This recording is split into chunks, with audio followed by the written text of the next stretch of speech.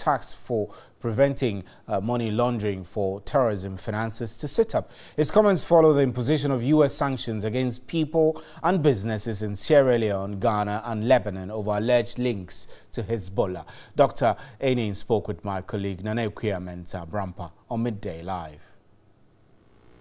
Post 9/11, 3 frameworks have been established. One is the Al-Qaeda Committee. The second is the Counterterrorism Executive Directorate. The third relates to 2 institutional mechanisms and processes, one located in West Africa, that's the Intergovernmental Organization Against Money Laundering, and the Financial Action Task Force. All these 3 frameworks seek to trace monies that may be linked directly or indirectly to terrorist financing. And if you remember, a couple of years ago, Ghana was almost thrown out of the JABA process and the Financial Action Task Force process because we were not fulfilling our international obligations with respect to clamping down on money laundering and terrorist, financing. So we need to get our institutions here, Yoko, and all the other institutions that have something to do with terrorist financing and money laundering, to check this story, to check the money flows of these individuals or these companies, and to ensure that we don't get onto the sanctions list, both of the U.S. government and certainly of the United Nations. Now, Dr. Enin, you mentioned money laundering.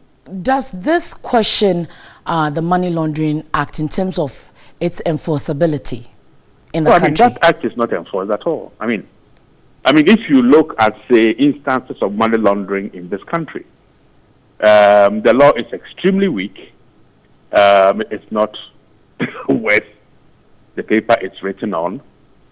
So whilst we seem on the surface to be complying with international instruments, the enforceability and our support to effectivizing these institutions and applying the law has been very, very, very weak. And the General Agricultural Workers Union, GAU, has challenged government's claim it has created 745,000 jobs under its flagship program, Planting for Food and Jobs. General Secretary of GAU, Edward Kariwe, who has debunked government's assertion, wants the Ghana Statistical Service to immediately release its figures for verification. This week, government announced that in 2017, it created some 745,000 jobs from its flagship program, Planting for Food and Jobs initiative.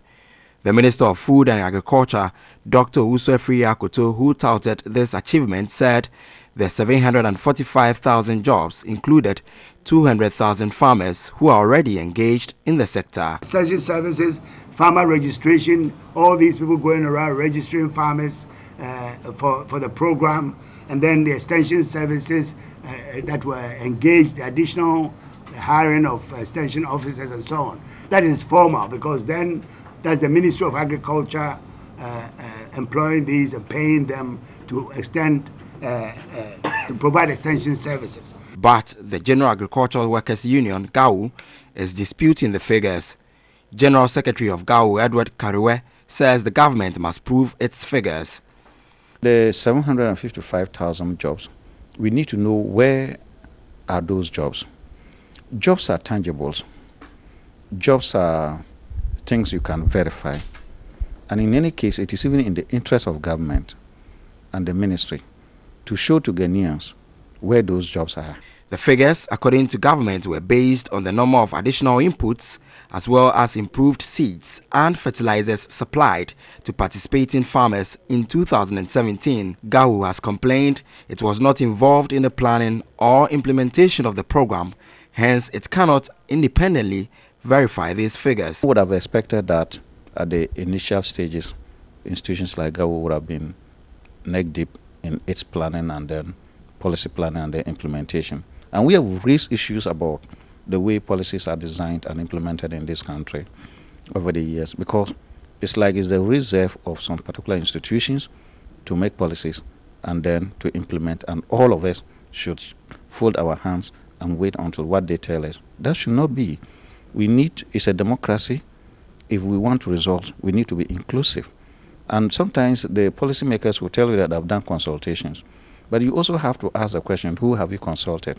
In January this year, when President Akufo-Addo met journalists in Accra, he said government will provide accurate details on the unemployment figures in the country within the next 3 months. All right, let's get on to Skype now and speak with Mr. Abayori. Philip Abayori is president of the Ghana Agricultural Chamber of Commerce. He's joining us.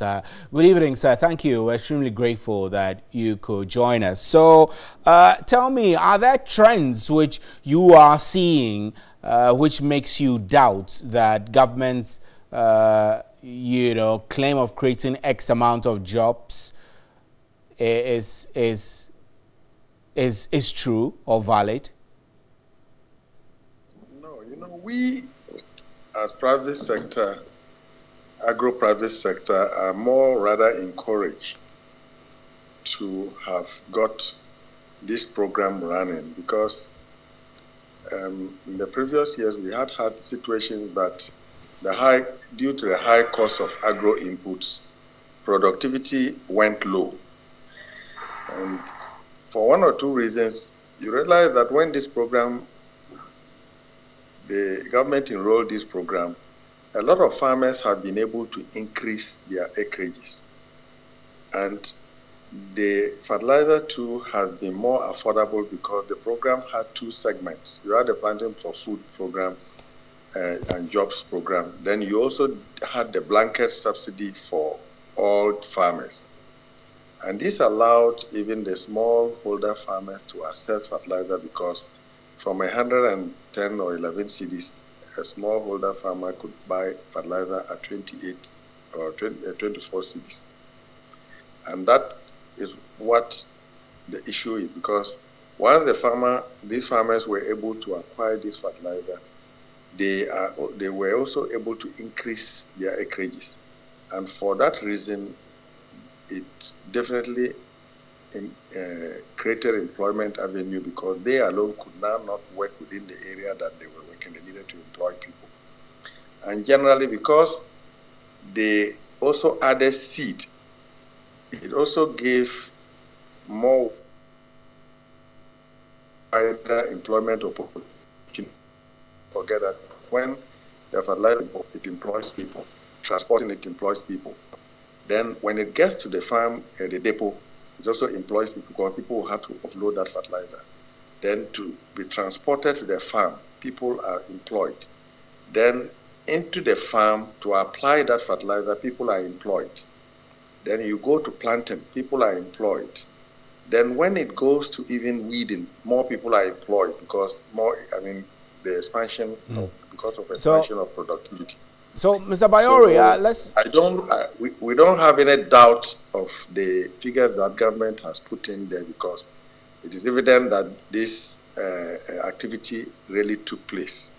Interesting, so, but the point Gao is making is that there are no credible data to support government's claim. So you think the problem is just relevant data, or what? One thing we are an agricultural chamber of commerce and get private sector to be able to cooperate very well.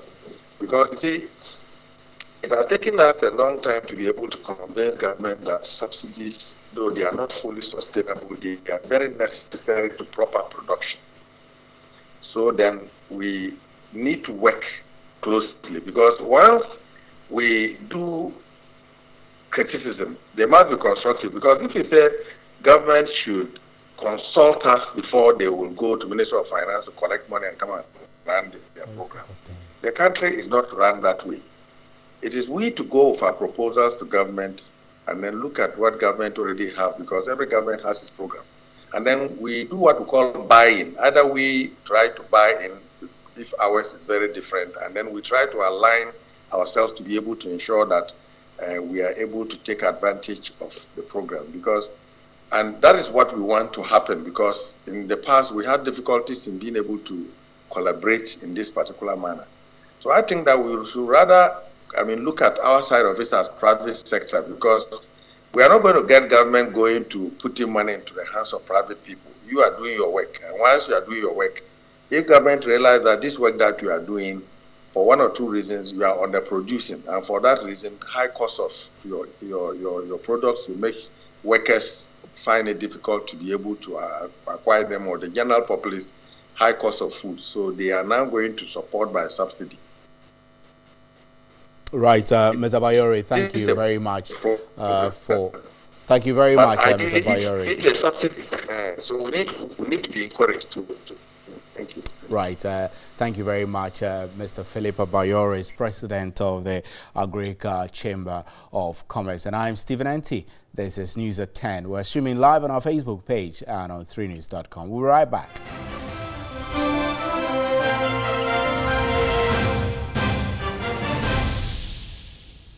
Welcome back. Now, the Industrial and Commercial Workers Union has hinted of nationwide unrest if the National Health Insurance Authority slaps a 1% levy on salaries of formal sector workers. The union wants the NHIA to immediately audit its operations and finances to explain how much workers have so far contributed since the inception of the policy in 2013 before proposing a new 1% levy. The management of NHIA is again pushing for another 1% levy on salaries of formal sector workers. We'll be getting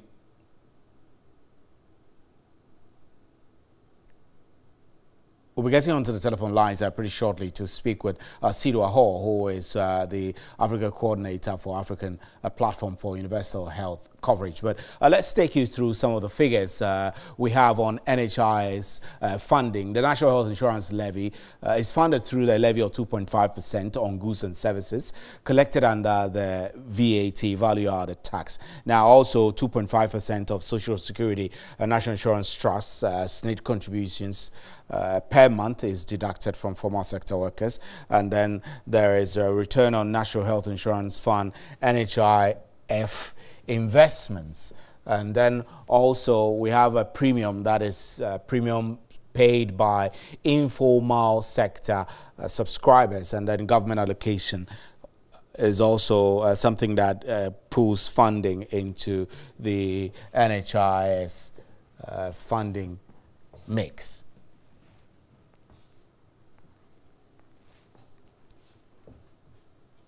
So let's get onto the telephone lines now and speak with Sido Ahor. Mr. Ahor, thank you. We're grateful for your time. So the NHS has been operational since the establishment under the National Health Insurance Act of 2003.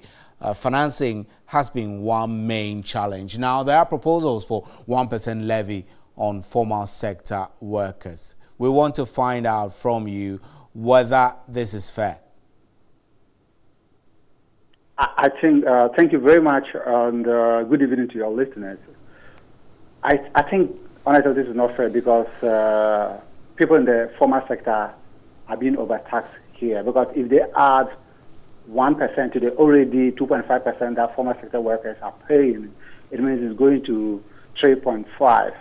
All right. Now, if you analyze the financial inflows or the financial stream of the National Health Insurance Scheme, you will realize that consistently the VAT, 2.5% VAT and the 2.5% formal sector contribution is the main backbone. The problem with the scheme is how to raise money from the informal sector. And initially they were expecting to raise money from the registration that people in the informal sector pay. But it appears they are not getting much revenue from that. And for, honestly, like somebody put, to try to add 1.5 in addition to the 2.5 that formal sector workers are already paying is kind of like, honestly, a lazy approach. We have, over the years, consistently advocated that we must find smart ways of raising money from the informal sector. If, through the registration, we are not being able to raise enough revenue, what are the other ways? So, Mr. Hall, let me interrupt you. When you say smart ways, which ways do you consider smart? Is a 1% extra levy demanded from formal sector workers not smart enough? Not, absolutely not smart. not smart, because these are people who are already being overtaxed.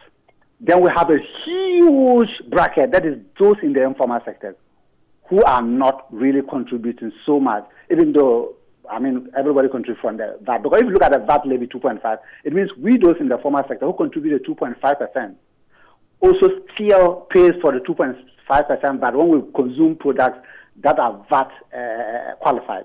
Now, for those in the informal sector, if I were in the informal sector and I've not registered for the National Health Insurance Scheme, and I do not also consume products that are VAT tax, it means I will not be contributing to the National Health Insurance Scheme.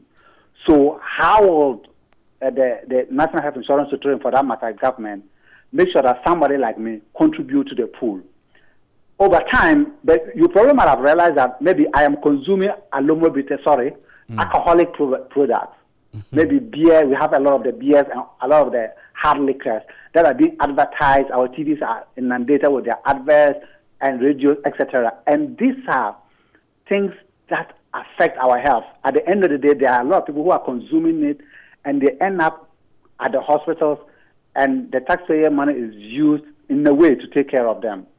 Why don't we find a way of making sure that things that we consume that adversely affect our health, we find a way of putting that levy on them? If we were to put, let me say, 1 cedi on a bottle of beer, maybe Star beer or whatever, or Guinness, imagine the number of bottles of Guinness, Star beer, etc., that are consumed in a month. Multiply 1 cedi by the number of bottles that are consumed in a month, be it Star beer, Club, whatever, or Guinness, in a month. Multiply that by 12 months. You will realize how much money will be raised. That is just those there. Now, when you go to the liquors, whatever, Limo, GDB, blah, blah, blah, blah, these are things that seriously affect the health of the youth, and the youth are consuming these products seriously. All right? If we were to add 1% levy instead of charging that on farmers, we will raise a lot of money from that. Right. In addition, there are a lot of energy products that are in the market, energy drinks, and this we know that the way they are being consumed has serious health implications on the youth. If we were to add 50% or 1 cedi to these products, we will be raising a lot of money. In addition, in the informal sector, it's possible probably for the NHIS to have meeting with the local government and to see how, if it is possible, the district assembly could add 1 cedi or whatever to their revenue generation, so that when they go to the markets, maybe they could, if you are selling yam or tomatoes, they could take 1 cedi from that, you know, so that we make sure that we find smart ways of generating money from the informal sector. Right. Mr. Cedar Hall, we're grateful for your time, though. Thank you extremely. Your point has been made. We're grateful for your time. Cedar Hall is a focal person for the Africa Platform for Universal Access. Let's do some other stories quickly. Wife of the head teacher involved in a sex video with a senior high school student, which has gone viral, is appealing to the public to stop sharing the video. Diana Kofi is worried about the future of her children, who she says are already going through a lot of psychological trauma. The sex video, which has trended on social media for weeks, involved a head teacher and a final year student of the Odobin Senior High School.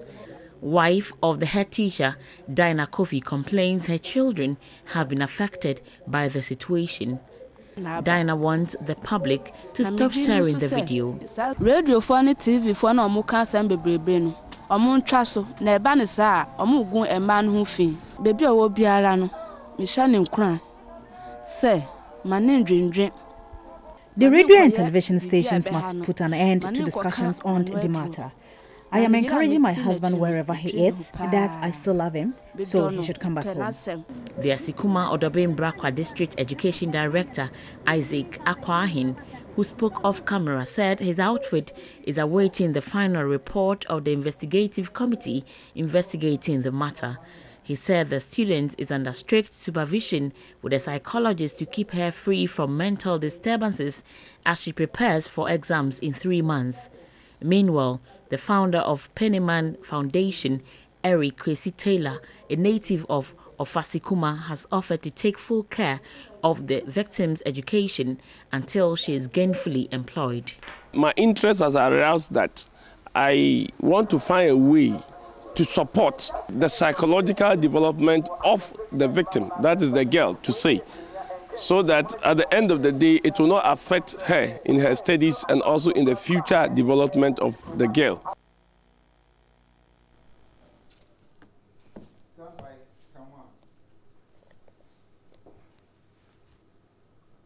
That's how we wrap up with News at 10. Thank you very much for making time. On behalf of the crew, good night, and there is more news at 3news.com.